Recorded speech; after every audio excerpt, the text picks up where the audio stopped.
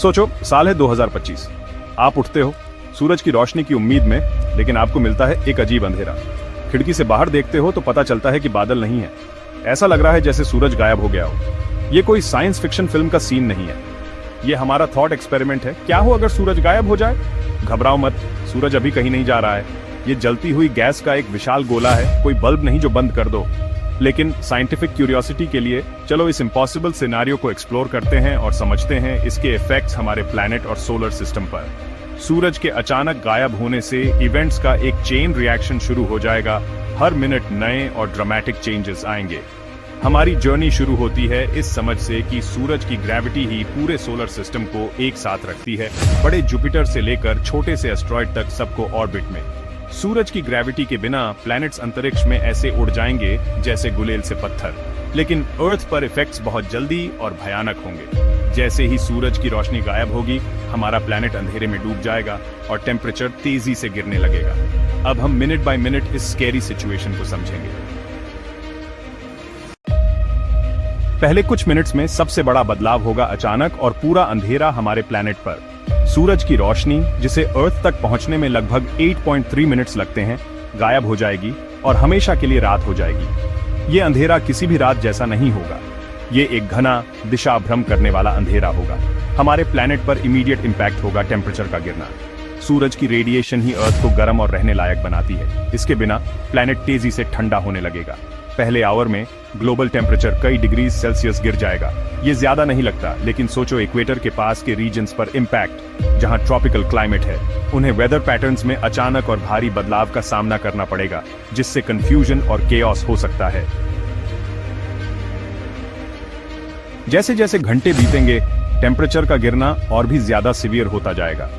दूसरे आवर तक average global temperature freezing से नीचे जा सकता है। इस तेज कूलिंग का हमारे प्लैनेट के इकोसिस्टम्स पर कैस्केडिंग इफेक्ट होगा। पौधे, जो फोटोसिंथेसिस के लिए सनलाइट पर निर्भर हैं, मुरझाने और मरने लगेंगे। जानवरों पर भी इसका असर पड़ेगा। ठंडे खून वाले जीव जैसे रेप्टाइल्स और एम्फिबियंस सुस्त हो जाएंगे और अंततः ठंड से मर जाएंगे।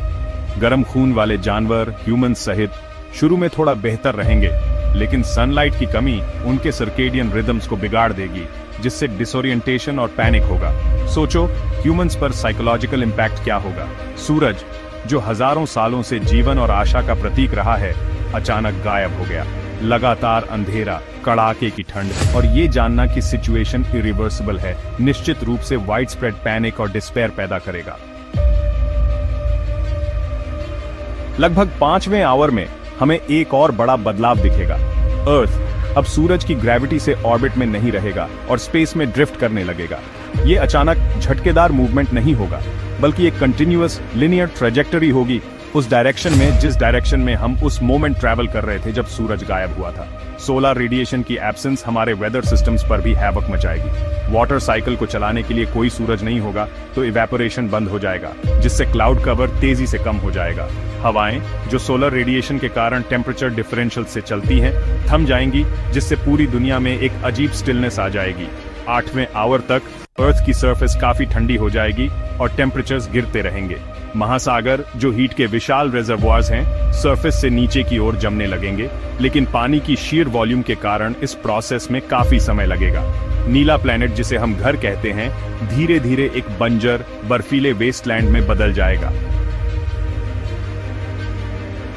सेक्शन 5, आवर 9 एंड बियॉन्ड, अंधेरे में एक जमा हुआ संसार।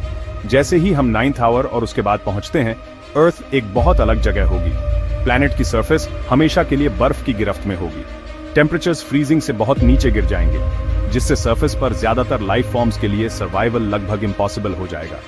गहरे समुद्र के जीव, जो समुद्र की गहराई के अंधेरे और एक्सट्रीम प्रेशर के आदी हैं, सर्वाइवल का चांस हो सकता है।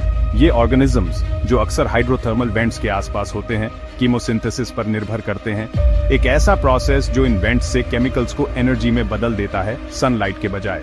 हालांकि अर्थ पर ज्यादातर लाइफ के लिए आउटलुक ब्लीक होगा। कभी जीवंत और विविध इकोसिस्टम्स नष्ट हो जाएंगे, एक बंजर, जमी हुई लैंडस्केप छोड़कर। सेक्शन 6, एक दिन बाद जीवन के कगार पर।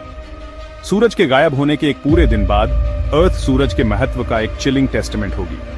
प्लैनेट की सरफेस एक फ्रोजन वेस्टलैंड होगी। एटमॉस्फेयर, जो अब सूरज से गर्म नहीं होता, कंडेंस होने लगेगा, जिससे उन रीजन्स में भी स्नोफॉल होगी जो कभी अपनी स्कॉचिंग हीट के लिए जाने जाते थे। ज्यादातर प्लांट और एनिमल लाइफ मर चुके होंगे, एक्सट्रीम कोल्ड और सनलाइट की कमी को झेलने में असमर्थ। जीवन के कुछ बचे हुए पॉकेट्स मुश्किल से जी रहे होंगे। उनका सर्वाइवल इन इनक्रेडिबली हॉस्टाइल कंडीशंस के अडेप्ट करने की उनकी क्षमता पर निर्भर करेगा। हमारा प्लैनेट, जो कभी जीवन से भरा हुआ था, एक बेजान कॉस्मिक वॉन्डरर बनने के कगार पर होगा, स्पेस के विशाल एक्सपेंस में एमलेसली ड्रिफ्ट करता हुआ। सेक्शन 7 एक लंबा अलविदा, एक बहता हुआ सौर मंडल। जबकि अर्थ अपने फ्रोजन डिमाइज का सामना कर रही है, बाकी सोलर सिस्टम का हाल भी कुछ खास अच्छा नहीं होगा। सूरज की ग्रेविटी के बिना हर प्लैनेट स्पेस में एक सॉलिटरी जर्नी पर निकल जाएगा, अब अपने फेमिलियर ऑर्बिट से बंधा नहीं। गैस जायंट्स जैसे जुपिटर और सैटर्न अपने इमेंस ग्रेविटेशनल पुल के साथ अपने मून्स को पकड़े रख सकते हैं, लेकिन कॉस्मोस में उनके पाथ्स हमेशा के लिए बदल जाएंगे। इनर रॉकी प्लैनेट्स मार्स और वीनस सहित सिमिलर फेट्स का अनुभव करेंगे। सूरज की गर्मी के नुकसान के साथ उनकी सरफेसेस और भी इनहॉस्पिटेबल होती जाएंगी। हमारे सोलर सिस्टम का खूबसूरती से ऑर्केस्ट्रेटेड कॉस्मिक बैले केओस में बदल जाएगा। हर सेलेस्टियल बॉडी एक दूसरे से दूर ड्रिफ्ट करता जाएगा, जब तक कि वे विशाल कॉस्मिक ओशन में सॉलिटरी वॉन्डरर्स से ज्यादा कुछ नहीं रह जाते। सेक्शन 8 आशा की एक किरण। क्या जीवन कोई रास्ता खोज लेगा? इस ब्लीक सिनेरियो के बावजूद आशा की एक किरण है। जीवन, जैसा कि हम जानते हैं, अविश्वसनीय रूप से रेजिलिएंट है। जबकि सूरज का गायब होना निस्संदेह मैस एक्सटिंक्शन का कारण बनेगा, यह असंभव नहीं है कि जीवन के कुछ फॉर्म्स अडेप्ट और सर्वाइव कर सकें। एक्सट्रीमोफाइल्स ऑर्गेनिजम्स जो एक्सट्रीम एनवायरनमेंट्स जैसे डीप सी वेंट्स और वोल्केनिक हॉट स्प्रिंग्स में पनपते हैं, इस पॉसिबिलिटी का क्लू देते हैं। इन ऑर्गेनिजम्स ने बार बार साबित किया है कि सबसे चैलेंजिंग कंडीशंस में भी जीवन बरकरार रह सकता है। शायद अर्थ की जमी हुई सरफेस के नीचे हाइड्रोथर्मल वेंट्स के आसपास जीवन को जीने का कोई रास्ता मिल सकता है, हालांकि आज हम जो जानते हैं उससे बिल्कुल अलग फॉर्म में। ये ऑर्गेनिजम्स सरफेस की हार्श रियलिटीज से बचे हुए जीवन की मशाल को आगे ले जा सकते हैं, ईयॉन्स तक अपने बदले हुए एनवायरनमेंट के हिसाब से इवॉल्व और अडेप्ट करते हुए। Section 9 conclusion. हमारे तारे के महत्व का एक कठोर रिमाइंडर। सूरज का हाइपोथेटिकल डिसअपीयरेंस हमारे प्लैनेट की इस सेलेस्टियल जायंट पर डिपेंडेंस की एक स्टार्क और चिलिंग पिक्चर पेश करता है। यह एक ऐसा सिनेरियो है जो अर्थ पर जीवन को पॉसिबल बनाने वाले डेलिकेट बैलेंस को दर्शाता है। जबकि सूरज का गायब होना एक प्योरली हाइपोथेटिकल सिनेरियो है, यह हमारे अस्तित्व में हमारे स्टार के वाइटल रोल का एक पोटेंट रिमाइंडर के रूप में कार्य करता है। यह सूरज की गर्मी, उसकी रोशनी और लाइफ सस्टेनिंग एनर्जी को अप्रिशिएट करने का एक रिमाइंडर है, क्योंकि इसके बिना हमारा प्लैनेट एक बहुत अलग और बहुत कम रहने योग्य जगह होगी। सूरज सिर्फ एक सेलेस्टियल बॉडी से ज्यादा हमारे अस्तित्व का आधार है। यह हमारे प्लैनेट, हमारे एकमात्र घर की रक्षा करने का एक रिमाइंडर है और यूनिवर्स को एक्सप्लोर करते रहने का, इस विशाल कॉस्मोस में जीवन को पॉसिबल बनाने वाले डेलिकेट बैलेंस को समझने की कोशिश करने का।